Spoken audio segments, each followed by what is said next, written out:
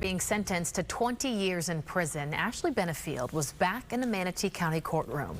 The former ballerina was found guilty of manslaughter for killing her husband. But now, as she appeals her conviction, Benefield and her lawyers are asking a judge to let her out of jail on bond. As Fox 13's Kimberly Quizon reports, the judge heard from both sides. Supporters of Ashley Benefield called her loving and even a godly girl. But Doug Benefield's cousin, Tommy, says he has seen two sides of Ashley, and he and his family are concerned if Ashley is given bond, she could try to flee the country. Words of support from her friends brought tears to Ashley Benefield. If the judge's heart would see it, it would be an honor for me to be a custodian. Jana Martin, a friend through a Bible study class, told the judge Ashley should be granted bond and does not pose a flight risk. Absolutely never. I believe with all my heart, she would be obedient. Benefield was convicted of killing her estranged husband, Doug, in 2020.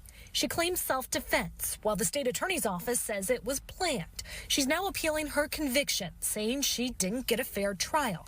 She's also now asking to be let out of jail on bond through the appeals process. The habits of the defendant, as we respect for the law, weigh heavily in favor of Ms. Benefield being granted a bond. The state attorney's office opposes a potential release. She was willing to kill a human being to meet this goal.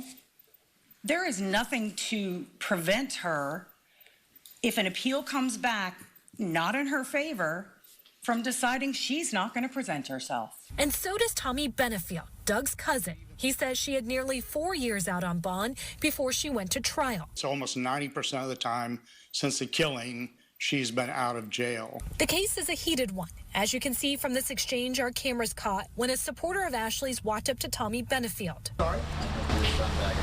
For Tommy and his family, the passage of time will never ease their loss. The hardest part is to listen to the lies about Doug.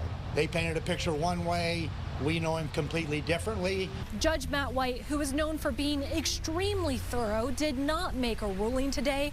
He will issue his ruling at a later date. In Manatee County, Kimberly Quizon, Fox 13 News. Kim, thanks. All right.